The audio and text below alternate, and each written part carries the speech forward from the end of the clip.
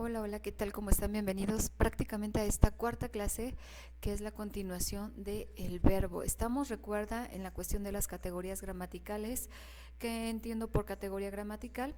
Justamente la función que va a tener una palabra dentro de un contexto, de una oración, de un enunciado. Y te vas a dar cuenta que inclusive una misma palabra puede tener una categoría, una función totalmente distinta. Y pues bueno, nuestro tema es justamente la cuestión del verbo. Ya habíamos comentado que el verbo pues también va a tener una raíz y va a tener una desinencia. Le llamamos desinencia, recuerda, a esa parte cambiante del verbo, que es la parte final. La parte de la raíz, recuerda, la característica que tiene es que esta no cambia y es la que aporta el significado.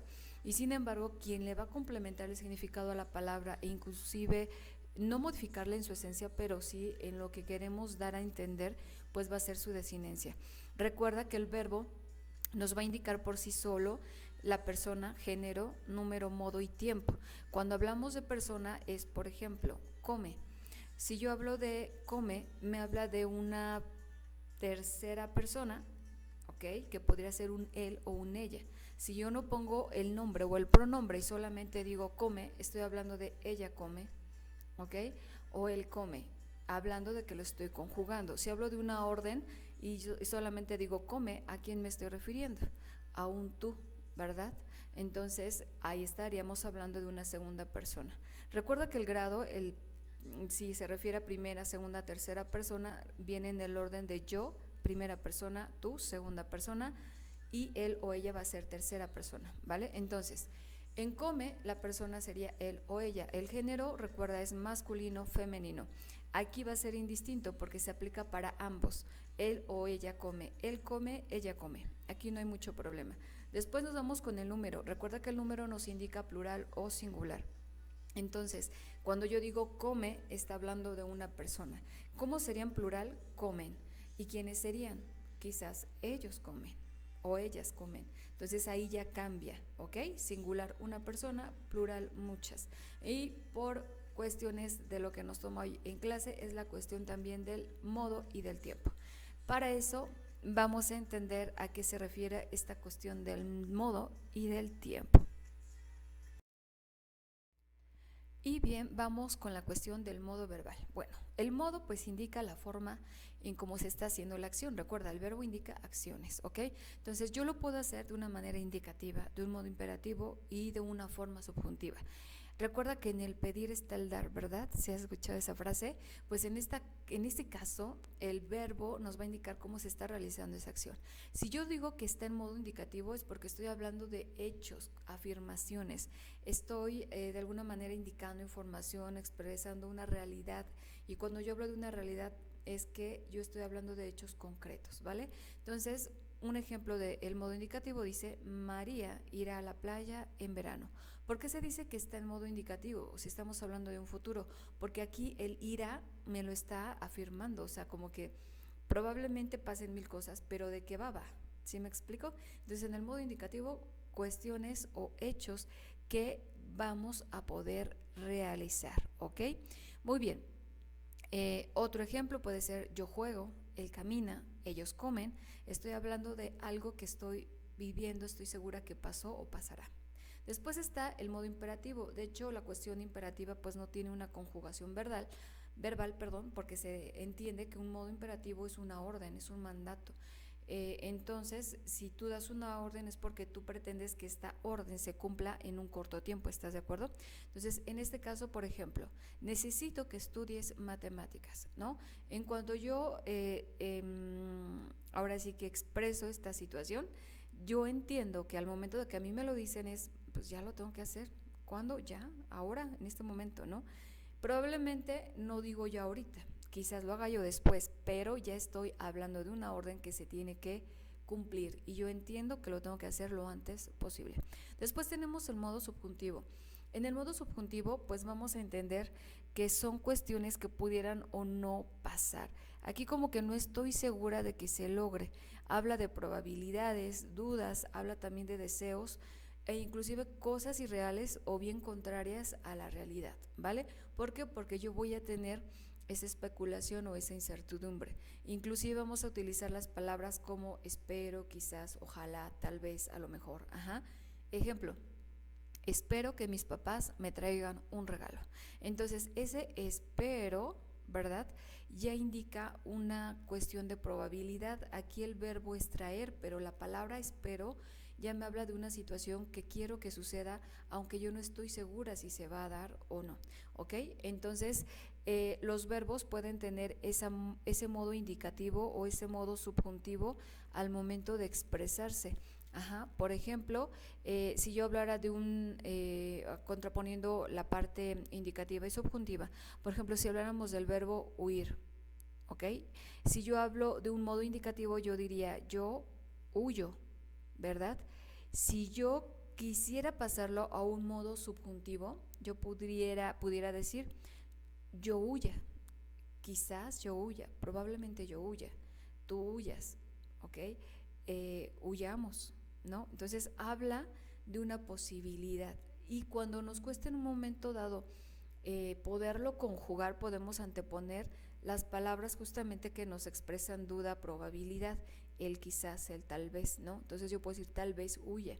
Estoy hablando de una situación que no sé si se dé o no, pero que lo haría, ¿vale? Entonces, los modos verbales son indicativo, imperativo y subjuntivo, recordando que el modo imperativo no se puede conjugar. Por tanto, cuando estemos hablando de un tiempo en el verbo, estaremos hablando de que una forma imperativa no habrá en cuanto a conjugación de tiempo presente, pasado o futuro. Muy bien, ahora vamos con la cuestión de los tiempos verbales. ¿Cómo se va a dar un tiempo? Pues básicamente se dice que está el tiempo simple y el tiempo compuesto, pero como ya aprendimos el modo indicativo y el modo subjuntivo, te vas a dar cuenta que cuando conjugues lo puedes hacer en un modo indicativo, es decir, con una certeza y una seguridad, o bien de un modo subjuntivo, como si estuviésemos dudando, ¿vale? Entonces prácticamente nos indica el tiempo verbal justamente la acción, ¿verdad?, que se está haciendo en un estado del tiempo. Entonces lo más probable es que sea en un presente, un pasado y un futuro. Pero como tú puedes observar, puede ser que de hecho se le llama pretérito perfecto simple al pasado, es algo que pasó, que yo estoy segura que pasó. Cuando hablamos de un pretérito perfecto, estoy dando a entender, de hecho nosotros lo conocemos más como un copretérito, es decir, hablamos de acciones que igual y no están terminadas o concluidas, y normalmente al verbo le damos la terminación aba o la terminación ia, ¿ok? Y cuando hablamos de un pospretérito, o sea, como que es un poco más acercado al final, tendiéndole al futuro, ¿ok? Se le llama condicional simple. Entonces a este le damos la terminación ría al verbo, ¿vale? Y cuando hablamos de un futuro simple, de algo que yo estoy seguro que va a pasar en un modo indicativo, pues es literal la terminación haré o iré, ¿vale? Vamos a ver un ejemplo. La palabra amar, si yo lo pongo en presente es yo amo. En un pasado o pretérito perfecto simple, yo amé. Si yo hablo de un pretérito imperfecto que todavía no acaba, pero que habla de acciones pasadas, yo podría decir yo amaba, ¿verdad? Yo no puedo decir, yo no puedo decir en lugar de amaba, amía, ¿verdad? Entonces, aquí para evitar las cacofonías tenemos que probar la terminación aba o ia. Entonces, yo amaba. Un condicional simple, que es un pospretérito, es yo amaría.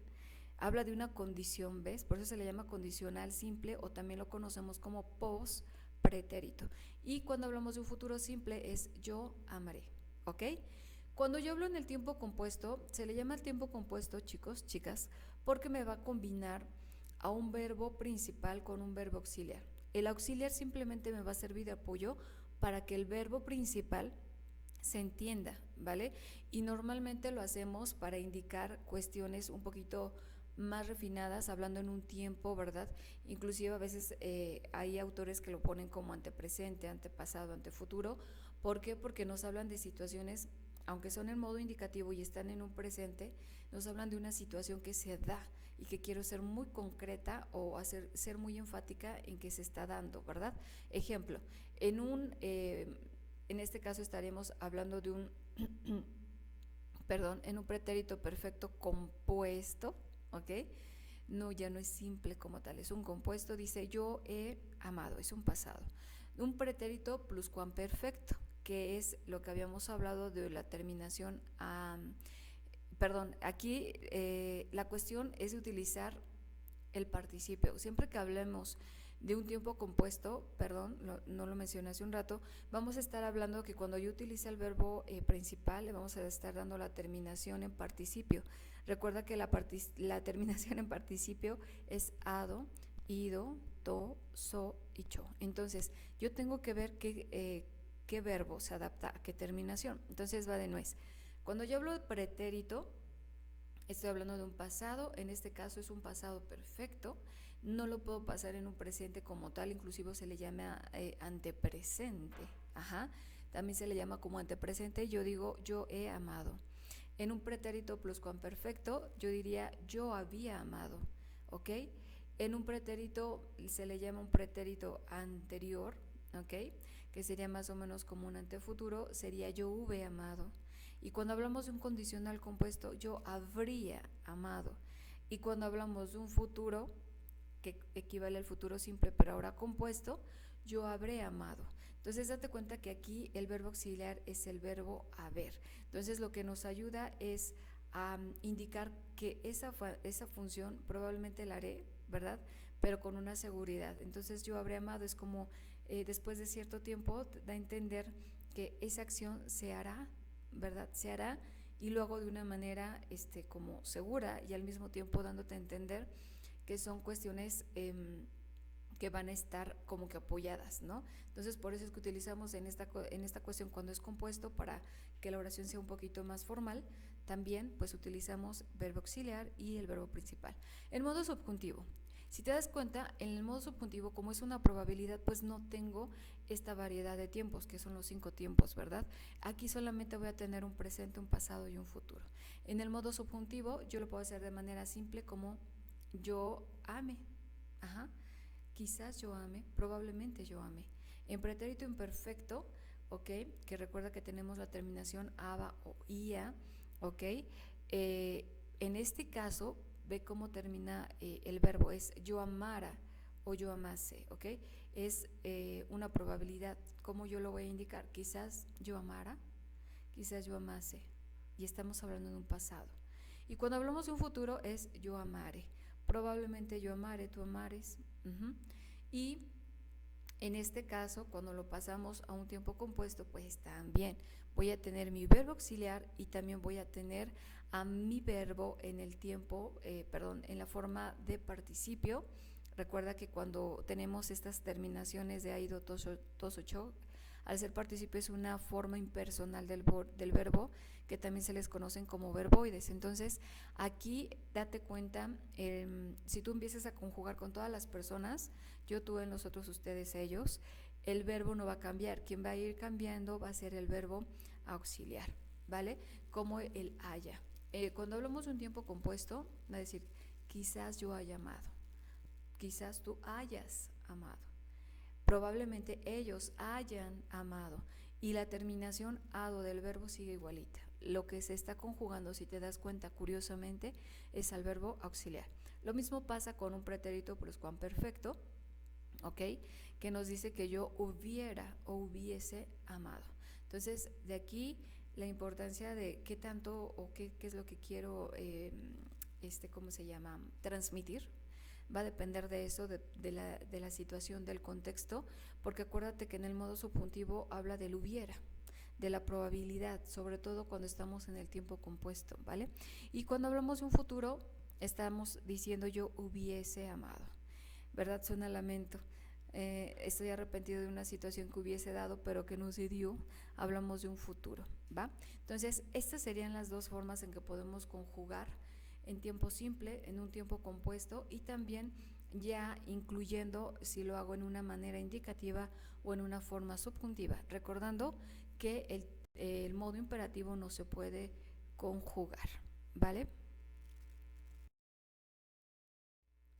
Y bueno, pues de aquí nos vamos con los tipos de verbo. Hay muchos tipos de verbo. De hecho, también al verbo, aparte de los que les estoy presentando aquí, también se dice que están los verbos transitivos e intransitivos, que depende de cómo se siente la acción del verbo. De hecho, por ejemplo, los verbos transitivos son aquellos que requieren de un complemento para poder entender el significado o la connotación de la oración, ¿no? Por ejemplo, si yo nada más digo, el pájaro canta, ese es un verbo intransitivo, porque yo ya entiendo, o sea, si me dicen el pájaro canta, pues yo ya sé la forma en que canta un ave, ¿no? El silbido. Pero, por ejemplo, si a mí me dicen, los he conseguido, el verbo conseguir ahí está de forma transitiva. ¿Por qué? Porque me dice los he conseguido, pero ¿qué has conseguido? Necesito un complemento para entender lo que me quieres decir. Yo te puedo decir, los he conseguido, o la forma correcta es he conseguido los boletos. Entonces, si yo lo hago de esa manera, se dice que esos verbos son transitivos porque pues dejan pasar la acción, pero necesitamos de un complemento para entenderlo. En este caso, pues nos vamos a enfocar un poquito más en verbos regulares e irregulares, defectivos y auxiliares, porque son los que vamos a ir incluyendo más, de hecho, en nuestra vida cotidiana al momento de expresar situaciones. Ajá. Y pues bueno, los verbos regulares pues van a ser aquellos que al momento de conjugarlos siguen conservando su raíz. Si tú te das cuenta aquí, la palabra creo, creí, creíamos, creeré, tiene como raíz cree. La desinencia pues es lo que cambia, y en esta parte pues le vamos a llamar al verbo creer como un verbo regular. ¿Por qué? Porque su raíz se conserva al momento de conjugarlo y solamente cambia su desinencia. Después, cuando estamos con los verbos irregulares, te vas a dar cuenta que estos cambian por completo su estructura, aunque no cambie el significado, cambian su estructura, su estructura al momento de conjugarlos. Por ejemplo, en este caso, contar y cuenta. Entonces, cuando yo hablo de contar, de que me digas algo, yo puedo decir, nosotros vamos a contar. Nosotros vamos a contar un cuento. Él cuenta un cuento. ¿Te das cuenta cómo cambia la raíz? Entonces, cuando esto pasa, se dice que estos verbos son irregulares. De alguna manera cambia su estructura también, incluso en la raíz. De hecho, por ejemplo, un verbo aquí también muy común es el verbo ir, ¿verdad? Cuando yo quiero decir que estoy yendo, ¿verdad? Bueno, este es un continuo, pero si yo quiero aplicar el verbo ir en presente, yo no puedo decir yo ío, ¿verdad? Yo digo yo voy, cambia su estructura. Yo iré en un futuro, cambia, ¿verdad? Para decir que estuve en un pasado, ¿verdad? Yo anduve o yo fui. Entonces, te das cuenta, este tipo de verbos se les llaman irregulares porque cambian por completo su estructura al momento de conjugarlos. Después tenemos a los verbos defectivos, ¿ok? Estos verbos se les llaman así, más que nada porque dice que no tienen todas las formas de la conjugación. Es decir, el irregular, como sea, se adapta. Cambia su estructura, pero se adapta para conjugar. Sin embargo, el verbo defectivo no. Entonces, aquí tenemos algunos ejemplos, como el verbo haber, ¿verdad? Se le llama defectivo, inclusive también se utiliza como un verbo auxiliar. Es difícil que lo podamos conjugar en todas las personas o en todos los tiempos, ¿verdad? Y ahí tenemos como el hay, el habría, el habrá. Entonces, cuando lo empezamos a conjugar se escucha como que raro. Otro ejemplo es, por ejemplo, el verbo abolir. El verbo abolir nos implica el poder desarraigar algo, alguna costumbre de raíz, el poder quitar algo. Entonces, cuando yo quisiera decir abolir en presente, yo tendría que decir yo abolo, y se escucha raro, ¿no? Es como si quisiera decir yo abuelo, ¿no? Entonces, para evitar ese tipo de cacofonías, pues se entiende que esos verbos son defectivos y que yo no los podría utilizar al momento de conjugarlos, ¿vale? Por eso se les llaman así, defectivos. Y por último vamos a tener a los verbos auxiliares, ¿ok?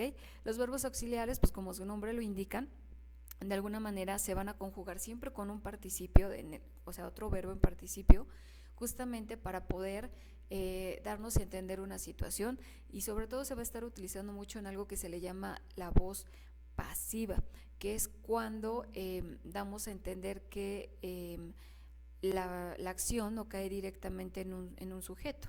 Entonces, la voz pasiva, la voz activa, que es lo contrario, ¿verdad? Pues utilizan mucho la cuestión de los verbos auxiliares. Y como ya lo vimos anteriormente al momento de conjugar en los tiempos compuestos, utilizamos mucho el verbo haber y también se utiliza mucho el verbo ser, ¿ok? Ejemplo, es construido, fueron lavadas. Date cuenta cómo la terminación está en participio y el verbo auxiliar es el que cambia, ¿verdad? No en todos probablemente tenga como que esa combinación, sin embargo son nuestra base para poder denotar la importancia, el uso o el contexto o bien el significado de un verbo en una oración.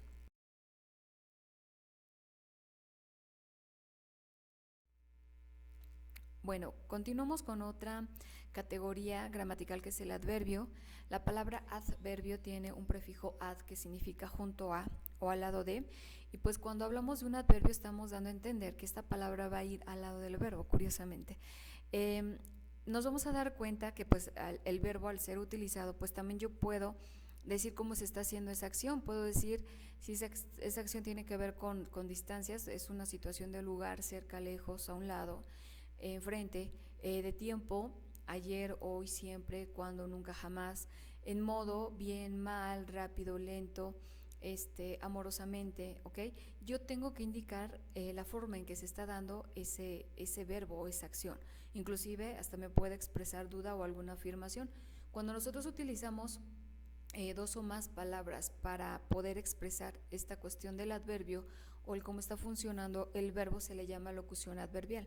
Entonces, vamos a darnos cuenta ahorita en la siguiente parte cómo es que funcionan las locuciones adverbiales y cómo al utilizar dos o más palabras vamos a complementar todavía muchísimo más. Inclusive nos sirve como que para exagerar o hacer un énfasis en cómo se está haciendo esa acción, es decir, el verbo.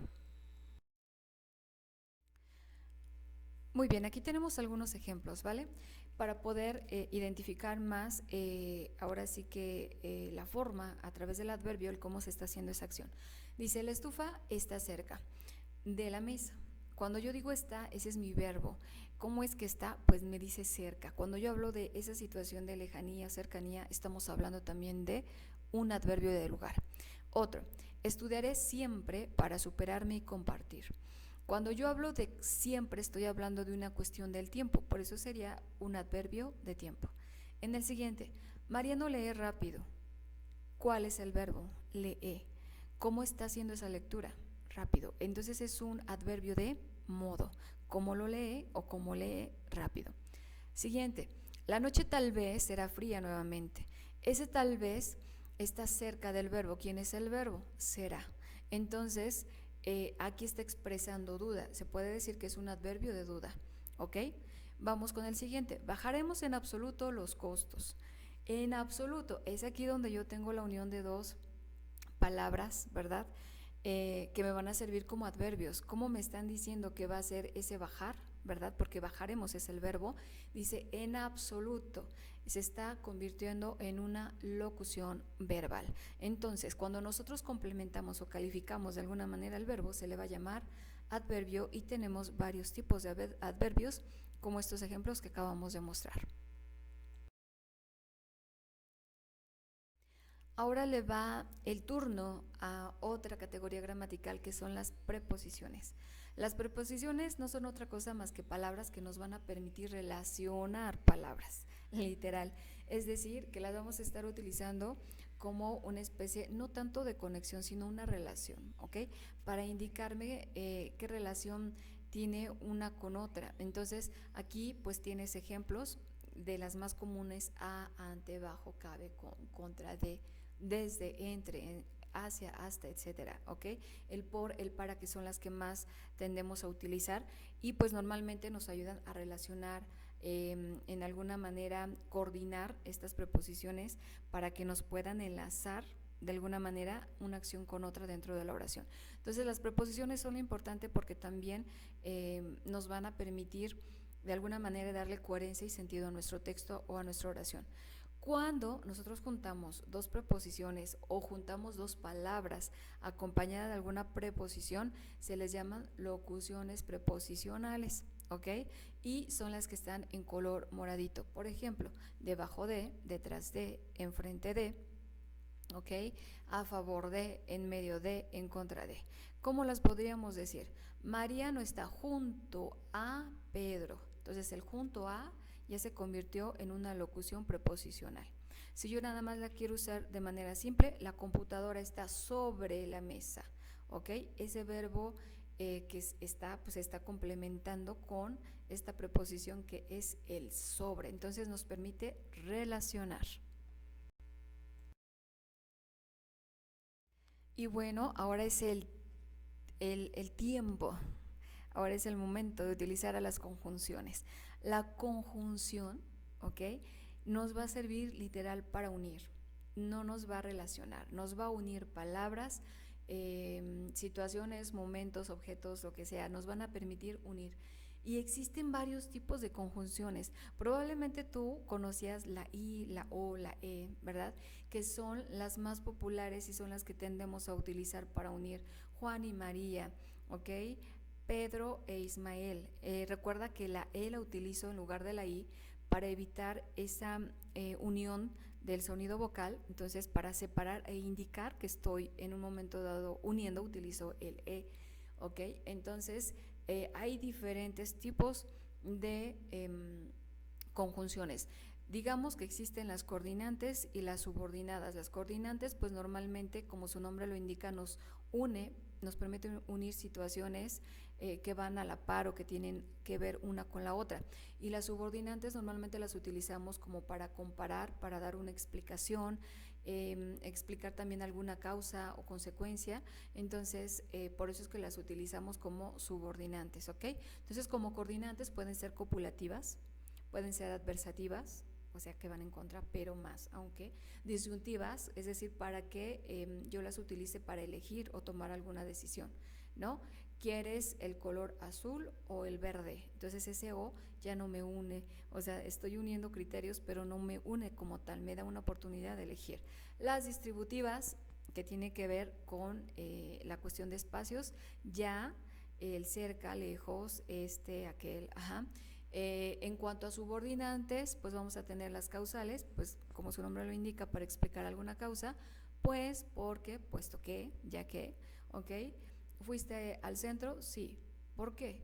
Porque necesitaba un par de calcetines. Ah, ok. Entonces ya estoy explicando causas. Las comparativas, que normalmente son las que como, más que, igual que, menos que, así como, ¿ok? Así como tú subiste de promedio, también lo haré yo, ¿no? Ya estamos haciendo comparaciones. Condicionales, el más popular es el sí. Si comes, habrá postre, ¿ok? Entonces, de alguna manera nos permiten unir situaciones, pero en este caso denotando una condición. Tenemos la otra que es con tal que, a menos que, dado que, siempre que, las concesivas, ¿verdad? Aunque, a pesar de que, si bien, por más que, por lo tanto, así como que cuando hablamos de una concesión estoy hablando de que es una cuestión de que lo voy a hacer muy en contra de, ¿no? O sea, para expresar ese tipo de situaciones.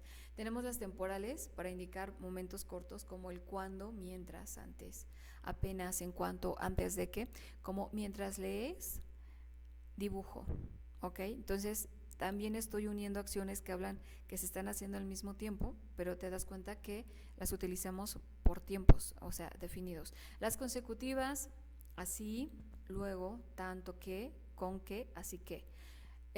Las otras tenemos que se les llaman finales, el para, porque, a qué, para qué, a fin de que. Cuando nosotros llegamos a utilizar, de hecho si tú te das cuenta, las finales son las que nosotros le llamaríamos como locuciones de conjunciones, ¿ok? Las locuciones de las conjunciones justamente es cuando juntamos a dos o más, ¿ok? Palabras para indicar una unión. Entonces ahí tenemos el a fin de que, hasta el punto de que, con tal de que, ¿ok? Esas se las llamarían locuciones conjuncionales o de conjunciones, ¿ok? Muy bien, ahora es el turno de las interjecciones. Las interjecciones, aunque lo único raro que tienen es el nombre, ¿verdad?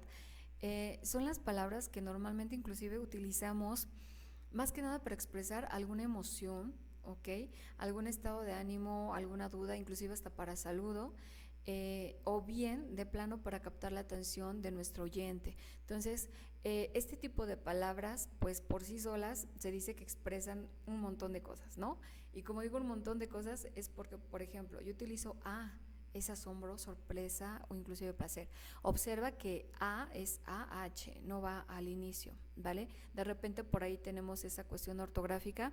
Observa que la H, ¿ok? La H va después.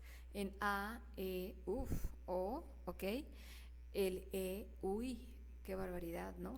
Todo este tipo de expresiones que son solamente una sola palabra nos dan a entender varias situaciones dependiendo el enfoque, el tono y el contexto, ¿ok? Entonces el ojalá, el uf, así como que uf, que quiere darnos a entender como un malestar, un pesar, como que también no estamos de acuerdo en algo, el lástima, o inclusive también está el cuidado, ¿no? Inclusive si te has dado cuenta, hasta te ponen cuidado, ¿no? Y te ponen un perrito, ya sabes, cuidado con el perro. Entonces, este tipo de palabras, ¿ok?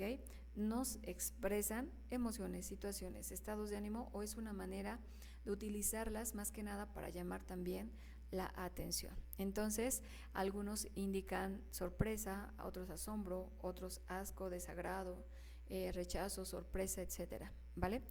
Y pues prácticamente con las interjecciones nosotros terminaríamos lo que son las categorías gramaticales y con esto damos pauta a nuestro siguiente tema. Y pues bien, nuestro siguiente tema es la oración. ¿Qué voy a entender por la oración? La oración va a ser esa unidad, inclusive para muchos es la unidad mínima de la comunicación, puesto que pues una palabra por sí sola, a menos de que sea una interjección, ¿verdad? Pues ya nos comunica algo, pero una palabra por sí sola pues tiene que ir complementada por un determinante, por un adjetivo, por un verbo, un adverbio, por un pronombre. ¿Por qué? Pues porque es cuando yo voy a poder entender lo que mi emisor me quiere emitir o me quiere comunicar. Entonces, la oración pues va a tener una estructura pues definida, va a tener una parte nominal que se tiene que ver con el sujeto y una parte verbal que tiene que ver con el predicado. ¿Por qué nominal? Porque va a hacer referencia al sustantivo. ¿Y por qué verbal? Porque su punto de partida va a ser justamente el verbo. Y de aquí que digamos que el sujeto va a tener como elemento, como núcleo, la parte básica va a ser su sustantivo. Y en el predicado va a tener como núcleo al verbo. Entonces, a partir de donde yo vea el verbo, digo, de aquí ya empieza el predicado. Si yo veo el sujeto, digo, ok, o a un sustantivo. Recuerda que el sustantivo es la situación de la cual yo estoy hablando, de la persona, la emoción, de lo que yo hablo o de lo que me está tomando ahí como tema a tratar.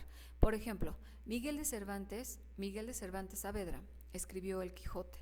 Aquí el Quijote no es el sustantivo, ojo. ¿Por qué? Porque escribió es el verbo, está en un tiempo pasado. Entonces, Miguel de Cervantes Saavedra se convierte en mi sujeto, aunque es un sujeto simple porque no hay un determinante y no hay un calificativo.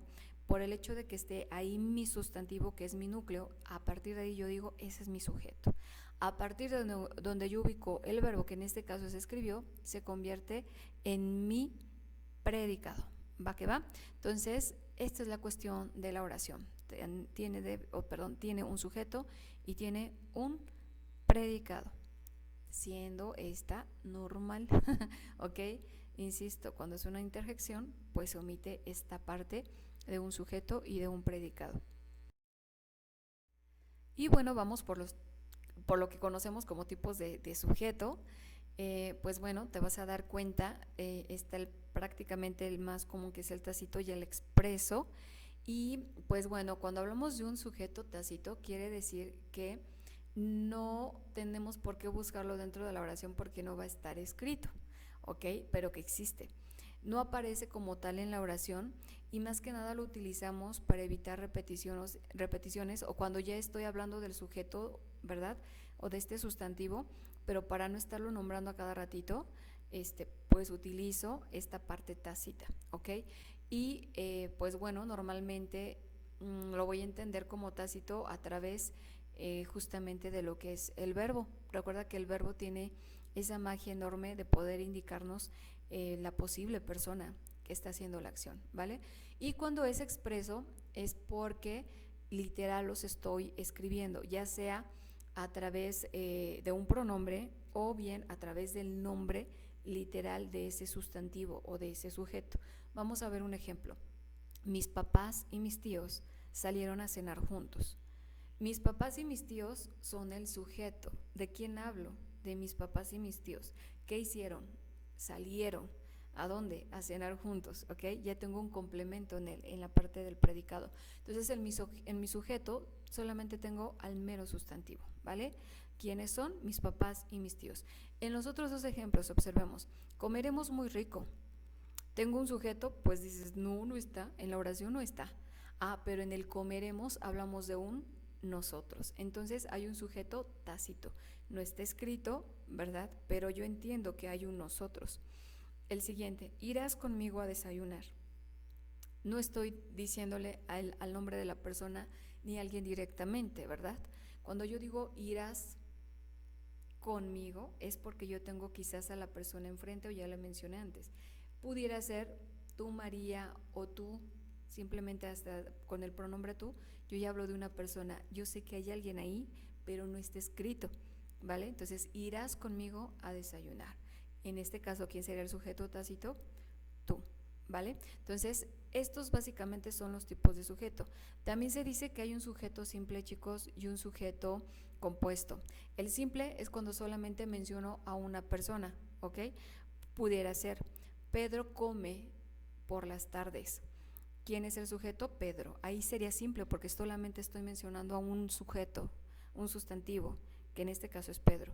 Pero si tú observas el ejemplo de mis papás y mis tíos, ahí estoy hablando de un sujeto compuesto. ¿Por qué? Porque tengo a más de un sustantivo expreso dentro de mi oración.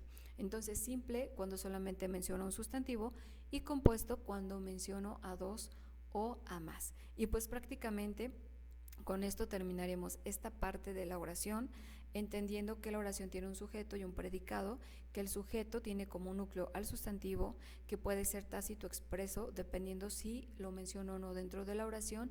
Si es expreso, en un momento dado yo pudiera estar hablando de que puede ser simple, de una persona, un sujeto, un objeto, un animal, o compuesto cuando hablo de dos o más, ¿ok? Más adelante vamos a ver que también va a tener modificadores a través de su adjetivo. Es decir, vamos a estar calificando al sustantivo si es grande, pequeño, si en un momento dado está lejos o está cerca, ¿no? Entonces vamos a ver eso también junto con la cuestión del predicado. Pues hasta aquí esta pequeña introducción de alguna manera con respecto a lo que es la oración, haciendo énfasis en la parte de el sujeto. Chicos, nos vemos en la siguiente. Cualquier duda, comentario, queja, sugerencia, ya saben que lo pueden enviar a través del grupo de WhatsApp o de manera personal. Va que va, cuídense mucho. Nos vemos en la siguiente.